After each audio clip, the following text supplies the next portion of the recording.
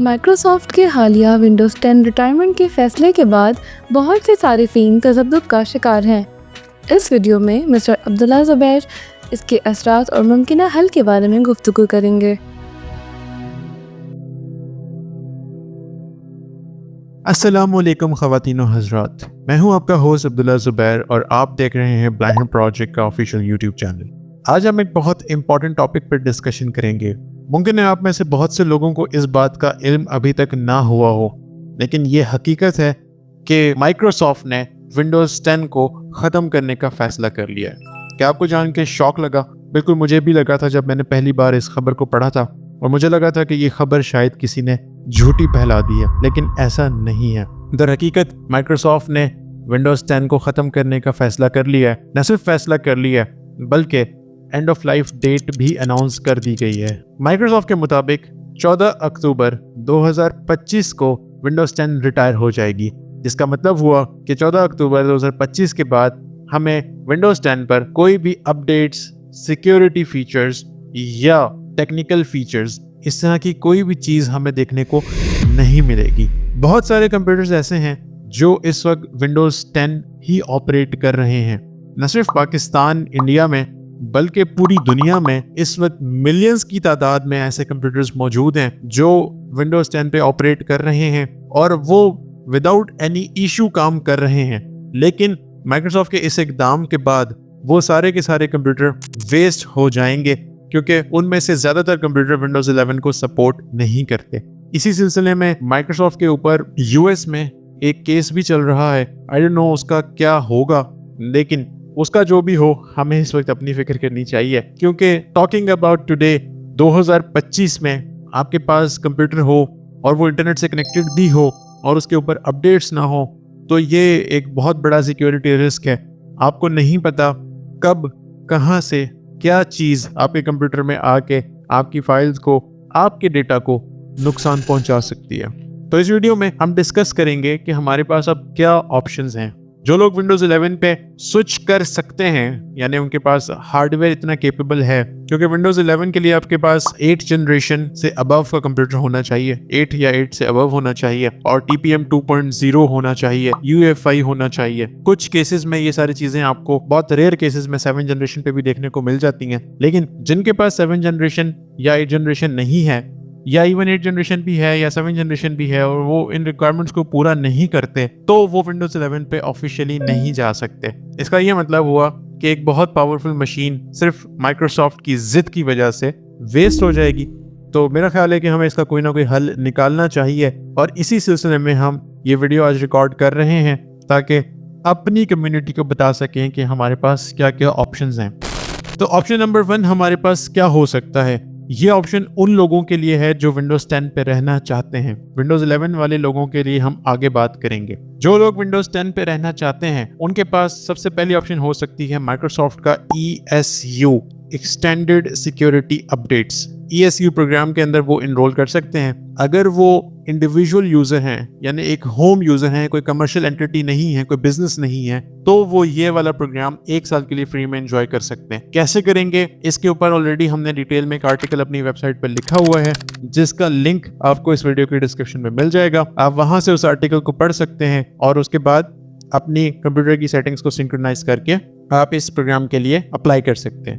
لیکن اگر آپ کوئی کمرشل انٹیٹی ہیں، یعنی آپ کوئی بزنس اونر ہیں یا کوئی بزنس چلا رہے ہیں، تو ان دیٹ کیس آپ کو 3 ایئر کا ESU پروگرام انرول کرنا پڑے گا، اور اس کی پھر اپنی ڈیٹیلز ہیں، جو بھی آپ کے پاس اس میں کمپیوٹر ہوگا آپ کو اس کے لیے انڈیویجولی پے کرنا پڑے گا۔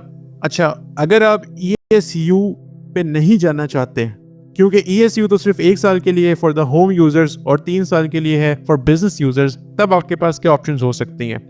اگر آپ نے پھر بھی ونڈوز 10 پہ رہنا ہی ہے، بہت سے لوگ رہنا چاہتے ہیں کیونکہ ان کو ونڈوز 11 نہیں پسند، یا وہ اپنی مرضی سے ڈیسیجنز کرنے کے عادی ہیں، وہ نہیں چاہتے کہ مائیکروسافٹ ان کو پش کرے اور وہ ونڈوز 11 پہ چلے جائیں، تو پھر ان کے لیے آپشن موجود ہے کہ وہ ونڈوز 10 کے انٹرپرائز ایڈیشنز کی طرف جا سکتے ہیں۔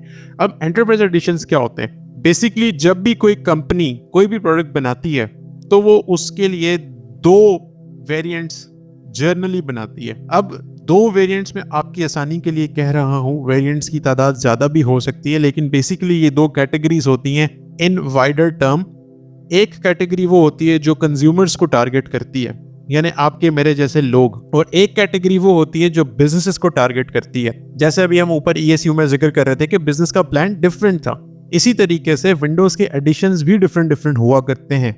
होम यूजर्स के लिए कुछ और बिजनेस यूजर्स के लिए कुछ और, क्योंकि बिजनेसेस की अपनी रिक्वायरमेंट होती है। किसी बिजनेस की कोई रिक्वायरमेंट है, किसी बिजनेस की कोई रिक्वायरमेंट है, लेकिन हर बिजनेस की एक रिक्वायरमेंट लाजमी होती है, एंड दैट इज स्टेबिलिटी। यानी किसी भी बिजनेस को ये नहीं चाहिए कि अचानक आउट ऑफ नोवेयर उनके कंप्यूटर पे कोई नया फीचर आ जाए जिसका उनके बिजनेस एम्प्लॉइज को पता भी ना हो और जिसकी वजह से उनके बिजनेस का नुकसान हो। इसलिए जो बिजनेस एडिशंस होते हैं उनको LTSC के चैनल पे लॉन्च किया जाता है। अब LTSC क्या होता है? LTSC stand for long term servicing channel.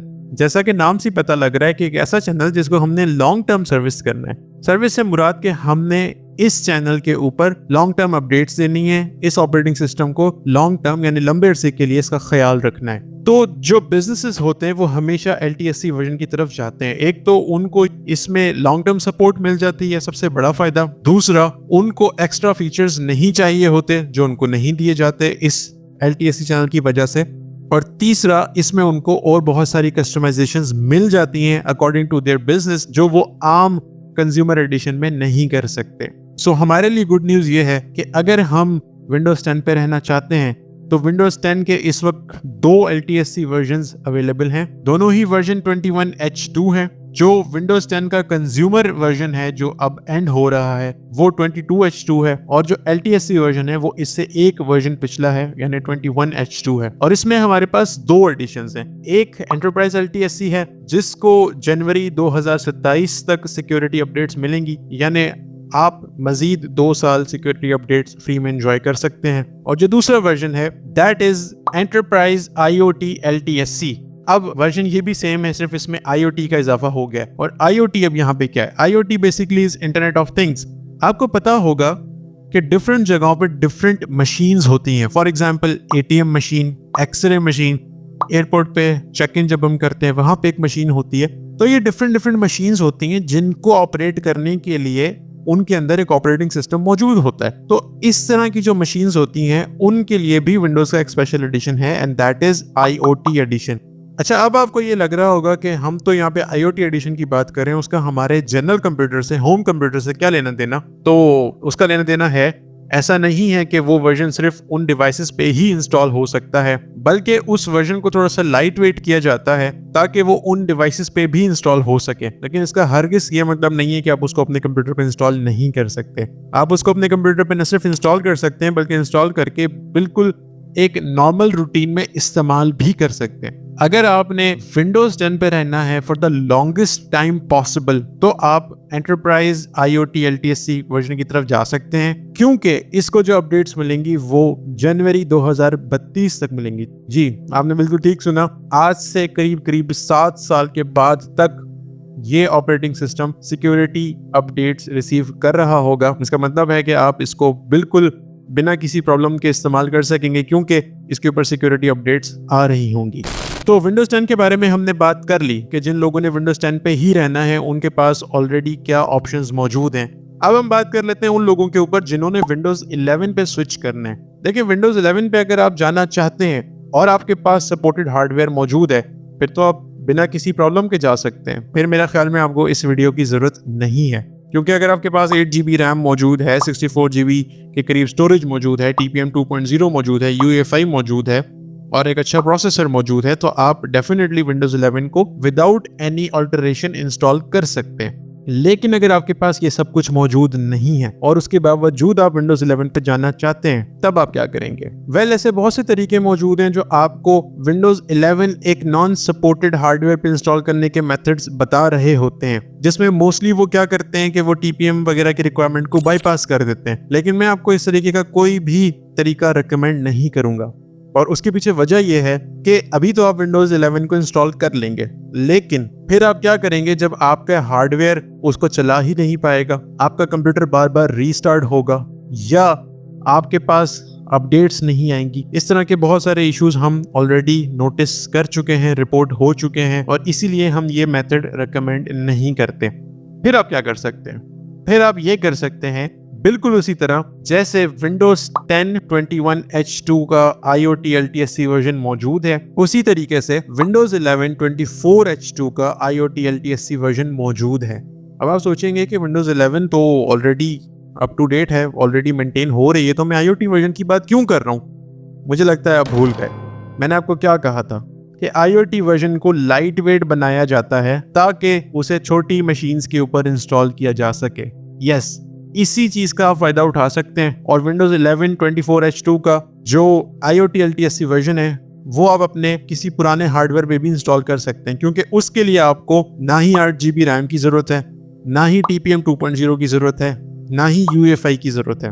अगर ये सारी चीजें हो तो बहुत बेहतर है, लेकिन ना हो तो आप Windows 11 का IoT वर्जन इंस्टॉल कर सकते हैं और आपको उस पे अपडेट्स भी मिलेंगी। बाय द वे, इसकी जो अपडेट्स हैं वो 2034 तक आती रहेंगी, तो आपके पास तकरीबन कोई 9 साल फर्दर हैं। अब ये आपकी अपनी चॉइस है कि आपने क्या करना है, कैसे करना है। आप Windows 10 के लवर हैं, आप Windows 10 पे रह सकते हैं। आप Windows 11 पे जाना चाहते हैं, आपके पास उसके लिए भी ऑप्शन मौजूद है। और अगर आप इनमें से कुछ भी नहीं करना चाहते तो फिर आप लिनक्स इंस्टॉल कर लीजिए, लेकिन वो किसी और दिन हम बात करेंगे कि वो क्या होता है और आप कैसे कर सकते हैं। लेकिन आज के लिए ये टॉपिक बहुत इंपॉर्टेंट था, क्योंकि to be very honest Windows 10 इस वक्त भी पूरी दुनिया में मिलियंस एंड मिलियंस कंप्यूटर्स को जिंदगी दिए हुए है, और ये जिंदगी खतरे में पड़ गई है माइक्रोसॉफ्ट के इस प्योरली बिजनेस डिसीजन की वजह से। तो माइक्रोसॉफ्ट को तो हम नहीं रोक सकते हैं, लेकिन हम अपने लोगों को एजुकेट जरूर कर सकते हैं, और वही मैंने आज इस वीडियो में करने की कोशिश की है। आई होप जो इन्फॉर्मेशन मैंने शेयर की है वो आपके किसी न किसी काम जरूर आई होगी, उससे आपको कुछ ना कुछ एजुकेशन जरूर मिली होगी। अगर कोई छोटी सी भी वैल्यू क्रिएट हुई आपकी जिंदगी में तो इस वीडियो को लाइक करके अपनी पसंदीदगी का जरूर इजहार कीजिएगा। और अगर आपको ये इन्फॉर्मेशन पसंद आई है तो यकीनन जो चीज़ पसंद आती है वो दूसरों के साथ शेयर भी करनी चाहिए। इस वीडियो को अपने उन लोगों के साथ जरूर शेयर कीजिएगा जो Windows 10 पे मौजूद हैं और आगे भी रहना चाहते हैं, या नहीं भी रहना चाहते तब भी उनके पास इन्फॉर्मेशन तो होनी चाहिए। आपसे मुलाकात होगी फिर किसी नेक्स्ट वीडियो में, तब तक के लिए अपना ख्याल रखिएगा। अल्लाह हाफिज।